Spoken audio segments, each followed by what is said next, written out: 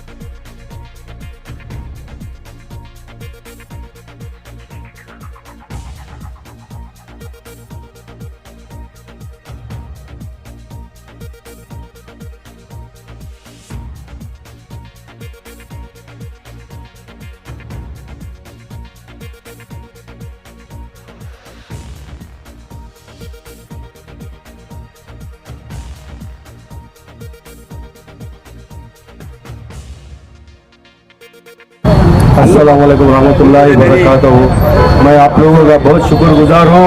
जैसे हमारे मौलाना और हमारे राजप्पा जी और हमारे अरसू साहब जो आकर आप लोगों को एक जो बहुत मैसेज जो आप लोगों को दिए हुए हैं उसे आप बहुत सोच समझ के बहुत अहम करके आप लोगों को ये 26 तारीख को जो होने वाले इंतखाबात में तुम्हें सब मिल को अगर साथ दिए तो इंशाअल्लाह हमारी कांग्रेस आएगी। हमारे देश में जो मुसलमानों को जो तकलीफ हो रही है, साथ दलितों और हिंदुओं को, क्रिश्चियनों को सब एक साथ हमें सुकून से, अमन से अगर रहना है तो कांग्रेस को ले लेकर आना है। मेरे भाइयों, बुजुर्गों और दोस्तों, उस वक्त सोमवारी नाम को करो इंशाअल्लाह। आप उठो, सुबह नमाज पढ़ो इंशाअल्लाह। उस वक्त जो नई खड़े रहते वो नई देखो बोला थी कि आज हमारी कांग्रेस फिर हुकूमत में आ रही है। ये जो बीजेपी की हुकूमत को निकाल कर हम फेंकेंगे। अगर हिंदुस्तान में अगर सुकून अमन चाहते हैं, हमारे बच्चों का मुस्तकबिल अगर अच्छा करना है तो हमें ये बीजेपी की ताकत को निकाल फेंकना है। जरूरी है, आप लोगों को नहीं जानते, अगर सवेरे उठे तो हमना हिजाब का मामला सवेरे उठे, तो हमना बुर्का का मामला सवेरे उठे, गोश्त का एक दिन भी हमना सुकून से रहने नहीं दे रहे। अगर ये 10 सालों में आप लोगों ये जो सेंट्रल की हुकूमत को देख रहे हैं, अगर कांग्रेस कर्नाटका में अगर नहीं आती तो ऐसा समझो कि यूपी का अजाब कर्नाटका में भी आता। अल्लाह का एहसान जो हमें कांग्रेस कर्नाटका में आकर सिद्धरामैया जी हमारे सीएम बने। मुसलमानों का से ढाल है, सिर्फ मुसलमानों करके नहीं, दलितों के वास्ते, क्रिश्चियनों के वास्ते और हमारे वास्ते एक ढाल बन के खड़े हैं। इंशाअल्लाह ऐसे ही अगर राहुल गांधी खड़ गए तो इंशाअल्लाह अमन, चैन, सुकून हमारे बच्चों का मुस्तकबिल अच्छा करेंगे। ये बोलते हुए मेरी बात खत्म करता हूँ। जय हिंद, जय कर्नाटक। अस्सलाम वालेकुम रहमतुल्लाहि बरकातहू। आज जो है कल अल्हम्दुलिल्लाह हमारे 10 मस्जिदों के जो तमाम जिम्मेदार थे उस अलबदर मस्जिद में एक जमा होकर हमने मीटिंग की। मीटिंग में तय किए कि हमारी वार्ड से स्टार्ट करेंगे। जो उलमा भी बोल रहे थे कि हम आकर जो छोटी छोटी स्पीच देकर हमारे मुसलमानों में जो परसेंटेज कम हो रहा है इलेक्शन में, खासकर एक 60.5 सिर्फ परसेंटेज में वोटिंग हो रही है, हमें उसे 80 से 90% वोटिंग देना बहुत ज़रूरी है। क्योंकि अगर 80 से 90% अगर वोटिंग हमें दिए तो अल्हम्दुलिल्लाह के हमारे लक्ष्मण साहब को जो लीड मिलेगी, फिर वो सिर्फ जो है सारे मैसूर के जो हमारे कॉन्स्टिट्यूंसी हैं उन्होंने जो है पूरे कॉन्स्टिट्यूंसी से अलहाज तनवीर सेठ साहब की यन्नार क्षेत्र की वार्ड में सब निगाह रखे हैं। इस वास्ते तमाम कारपोरेटरों को डायरेक्शन दिए गया कि पूरे जनेजा को बहुत जद्दोजहद मेहनत कीजिए। तो हमारे जो परसेंटेज है 60.5 से 85% को हमें ले लेकर आओ, इंशाअल्लाह कामयाब होती करके। ऐसे ही मैं वो बात हमारे मस्जिद के ज़िम्मेदारों जो 10 मस्जिद के कमेटी के मेंबर्स पूरे आए थे, उलमाए दीन सब आए थे, उसमें बात रखने में अल्हम्दुलिल्लाह हमें भी तुम्हारे साथ चलती हैं बोले। इस वास्ते आज से कैंपेनिंग जो है एक 2-2, 3-3, 4-4 सर्कलों में जो हमारे दलित और हमारे क्रिश्चियन भाई नेक्स्ट मीटिंग में आने वाले हैं, जो दलित और हमें तीनों मिलकर, देखिए जैसे हम पिछले 1-2 साल पहले जो गारंटी कार्ड दिए थे हमें, जो हमारे 5 गारंटी जो बोल के थे जनाब सिद्धरामैया साहब जी और सीएम वो बोले हुए थे, उसके ऊपर जो बात देने के बाद वो काम हमारा जो 5 अमल कर दिए जाते, वैसे ही जो गारंटी कार्ड अब दिए हैं इंशाअल्लाह ताला हमारी सरकार आने के बाद इंशाअल्लाह ये ऐसे ही जारी कर देंगे। सर आज सुबह से आप जो है कैनवासिंग को निकले हैं, कैसा रिस्पांस मिल रहा है सर आपको? बेशक अल्हम्दुलिल्लाह सबको समझ में आ गया है कि ये कांग्रेस सरकार जो है 70 साल से हुकूमत करने के बाद हिंदुस्तान को कुछ भी एक 5 पैसे का फ़र्क करने कुछ नहीं दी। ये मोदी सरकार आने के बाद पूरा हिंदुस्तान तबाह करने की कोशिश कर रहे हैं। इस वास्ते जो है तमाम उल्मा, मेरे हिंदू भाई भी साथ, दलित साथ, क्रिश्चियन साथ मिलकर भी उनके दिल में भी ऐसा है कि ये बीजेपी सरकार यहाँ से हटा देना चाहिए। सर एक तरफ आपके पास दलित लीडर खड़े हैं, एक तरफ प्रोफेसर रंजन सर, इनका तमाम का साथ आपके साथ है, तो क्या आप सबको साथ लेकर चल रहे हैं? बेशक अल्हम्दुलिल्लाह। देखिए 70 साल पहले जो मुसलमान और दलित, जो हिंदू भाई, क्रिश्चियन, सिख जो आज़ादी के वक्त जो इकट्ठा प्लेटफॉर्म पे खड़कर जो आज़ादी के वास्ते लड़े थे, ऐसे ही आज हमारे वास्ते हिंदुस्तान से ये बीजेपी को आज़ाद कराना है हिंदुस्तान में। ऐसे ही आज हम सब मिलकर इकट्ठा खड़कर सिर्फ मुसलमान करके नहीं, हिंदू भाई भी हमारे साथ ही, दलित भी हमारे साथ ही, क्रिश्चियन भी हमारे साथ ही, सब जने बैकवर्ड सब साथ मिलकर ये बीजेपी को निकाल के फेंकना चाहते हैं। सर खासकर एनआर हल्के में जो भी कारपोरेटर्स हैं कांग्रेस के, आपको एक चैलेंज लिए हुए हैं कि आपने अपने वार्ड से ज़्यादा वोट कराए, तो आपका क्या चैलेंज है सर? बेशक अल्हम्दुलिल्लाह देखिए कैसर भाई 60% लिए हैं। इंशाल्लाह आप इलेक्शन होने के बाद देखिए 80% इंशाल्लाह वोटिंग होता है। सर अभी बहुत चंद दिन बाकी है, बहुत थोड़े दिन बाकी रह गए वोट के लिए, तो आप जो है अपनी तरफ से जो भी खवातीन लेडीज़ हैं या जो बुजुर्ग हैं, जो लेडीज़ हैं जो मर्द बने हैं, उनके लिए वोटिंग बूथ तक पहुंचने के लिए क्या इंतज़ाम करवाना है? बेशक देखिए इसका इंतजामात हमारे साथ हमारे जो उलमा है, ये एक मस्जिद के कमेटी वाले हैं, सिर्फ उनका साथ के साथ उनका कुछ ताउन भी हो रहा है।